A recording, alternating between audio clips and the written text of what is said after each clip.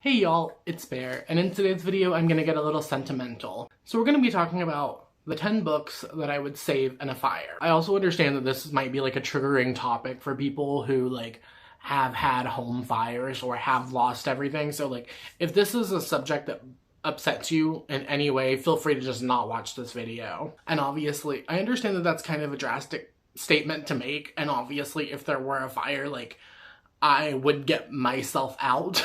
I wouldn't be staring at the books the whole time, you know what I mean? So these are 10 books that have a lot of sentimental value to me personally. They might not be the best books ever, and one of them I haven't even read yet, but these are the 10. But first we have The New Girl by R.L. Stine. I have talked so much on my channel about R.L. Stine and how he really not just jump-started my love of horror, but my love of reading in general. And the reason that I say I would save this book out of all of the other Fear Streets that I own, it's not even my favorite Fear Street book, but it is a first edition copy of the first ever Fear Street book. This is the first book in the whole series. It's what started everything off, my favorite childhood series. And here's the thing, I don't care if my books are first editions, right? I would be just as happy with a 12th edition. I don't care. I've never been that kind of book collector. But having this means a lot to me because it's literally one of the first ones that started off these series that shaped me into the horror-related person that I am today, if that makes sense. If I had the opportunity, I would grab my whole Fear Street collection, because some of those are expensive as fuck. And they're also pretty hard to get sometimes. But the series just did so much for me as a 10-year-old reading this in the 4th grade and building up, you know, throughout my life and coming up at different points in my life that I feel like if I were to grab one, it would have to be this one. Number 2, I also have a childhood favorite, and that is my bind-up of Scary Stories to Tell in the Dark. This was the book that I was checking out in elementary school. I read all 3 of these front to back so many times. Some of these still genuinely creep me out to this day. I just think that the art in them, I'm not going to show you all of the art because that would take forever because this is a bind-up of 3 different books. But just the art in them did something to my brain, and it made me really appreciate not just the writing, but the way that pictures can aid so much in a story. This was the first book, I think, that truly scared me with its visuals, right? Because most books that children were reading whenever I was a kid were scary for the age group, but they didn't have this art style in them. I remember the first time I read this, something in me changed. I don't know what it was, but having a full collection of all 3 books I think is really cool.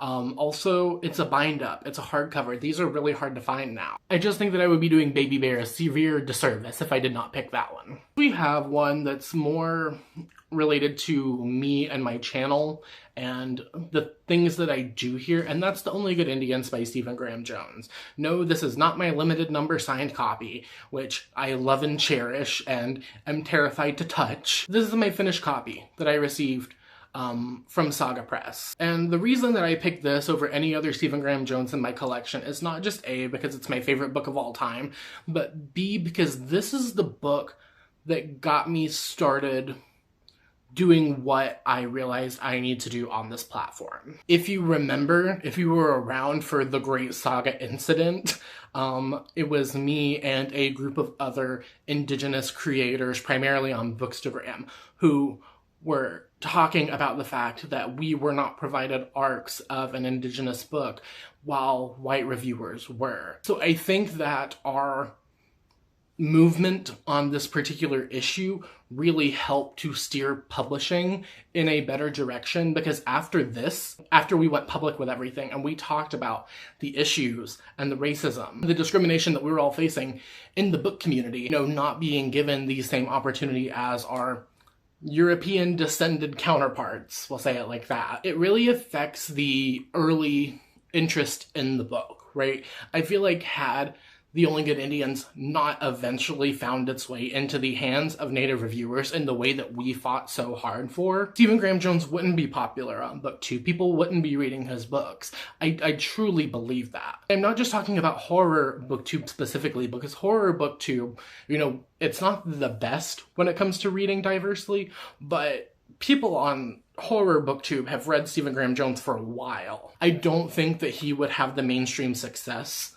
that he does had it not been for us. And maybe that's a very bold statement to say. Obviously, I think he deserves all of the success that he's gotten, and I think he deserves an infinite amount more, because this man writes truly terrifying, rich, lush stories. But the whole situation surrounding this book and getting this book really, I think, showed me where my place was on the Bookternet. It was the first time that I ever felt like I really had an impact. It was also a major turnaround for my channel. You know, after talking about that and after going public with that, I got a lot of support that I was not expecting. Had it not been for this book and the issues around this book, I would not have gotten the support that I did. And I've just really tried to help spread my love of indigenous literature the best that I possibly could in so many different ways. And moving forward, that's something that I fully intend to do.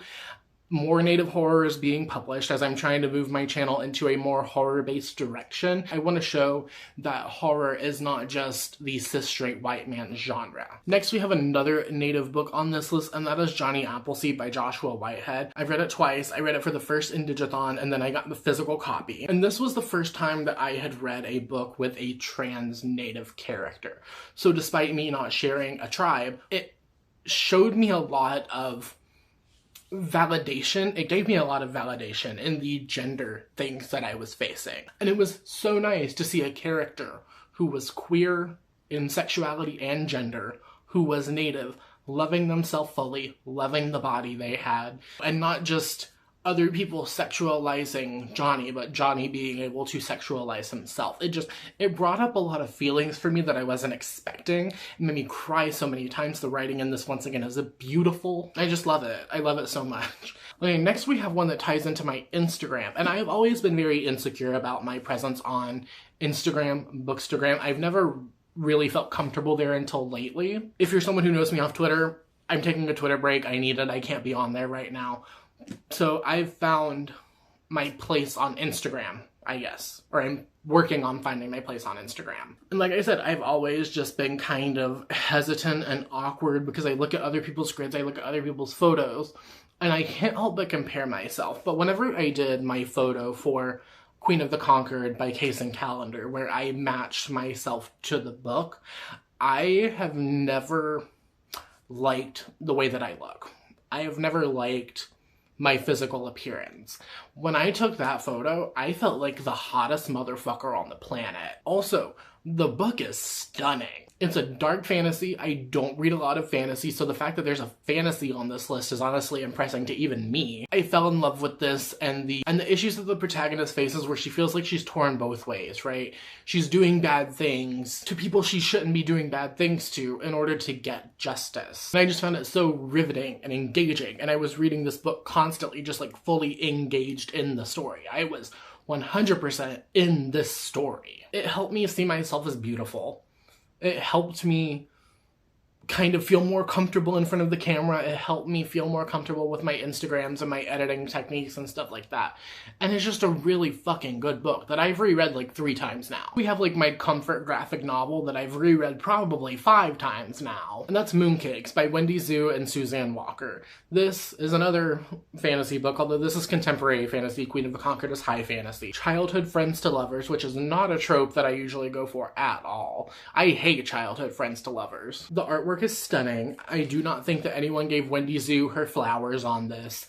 That's disappointing. Please, whenever you're talking about graphic novels, discuss the artists. It just brings me so much comfort. And I revisit this book in times of trials in my life when I need to feel at home. I don't know what about this book makes me feel so at home, but reading this book feels like being wrapped in a good blanket, watching a stupid scary movie with a friend while someone gives you hot cocoa. It just makes me feel at home. I don't know how to describe it any other way than that. Then we have a poetry collection. I don't discuss poetry a lot on this channel, but Aphrodite Made Me Do It by Tristan Mateer is my favorite poetry collection.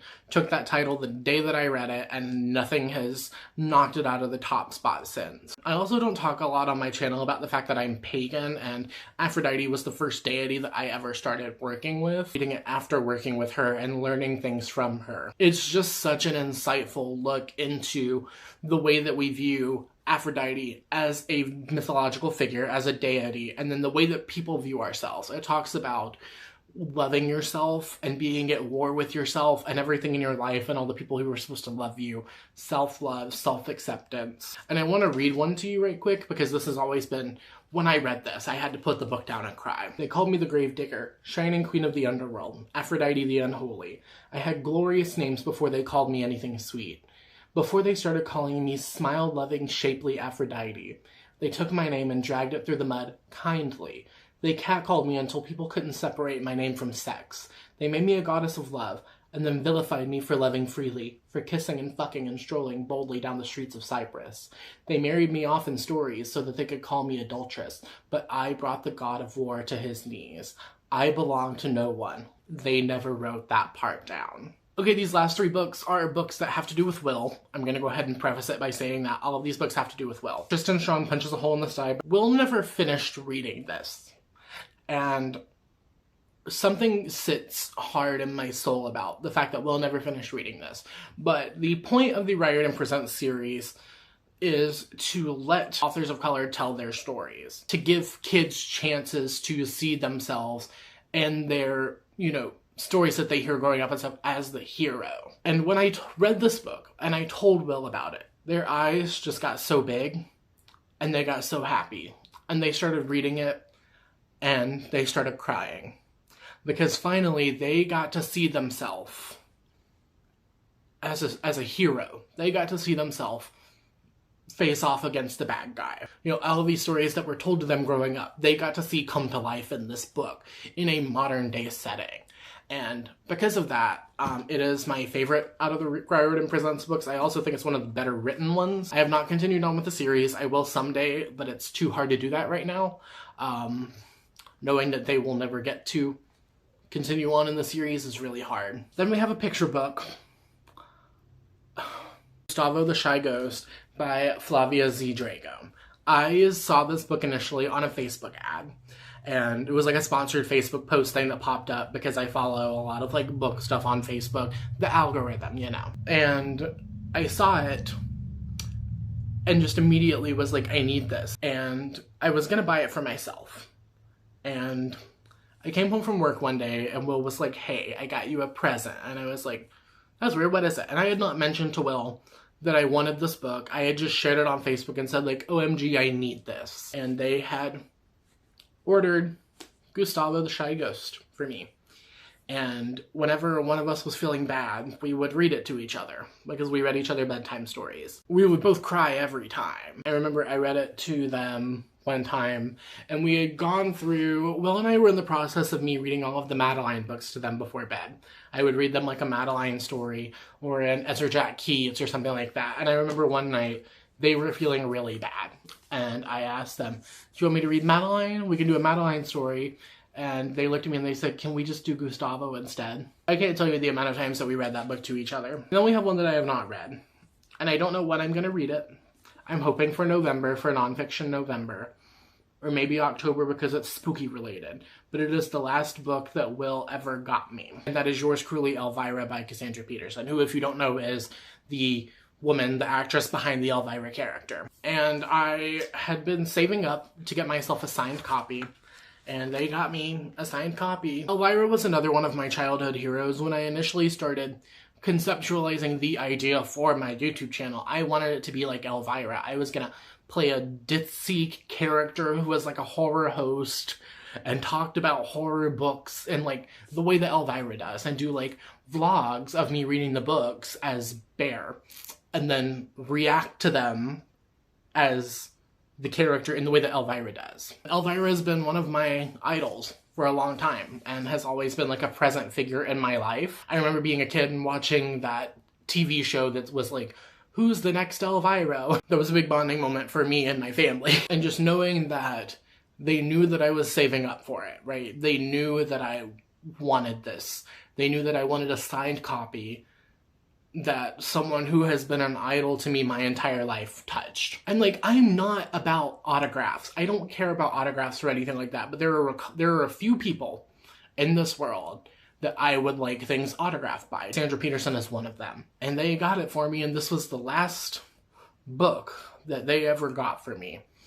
And it remains unread to this day, because just taking it off of my shelf hurts so badly. And I know that reading it is going to be really cathartic. So that's all I have for today's video. I managed to get through it without crying a lot. If you like today's video, you can like, subscribe, share, etc., as well as answer the comment question of the day. Comment question of the day: what if you could save one book? What would it be? If you don't have time, you don't have the spoons, you don't have an answer, you don't want to answer, let me know you made it all the way until the end of the video by leaving me an emoji, preferably a smiley face or a yellow heart. My socials, as well as everything I mentioned, will be linked down here, so go check it out. Also my Patreon, if you want to support what I do here, you're more than welcome to do that. And yeah, alright, I hope you have a wonderful whatever it is, wherever you are, and I will see you in the next one. Thank you for watching. Okay, cool. Bye.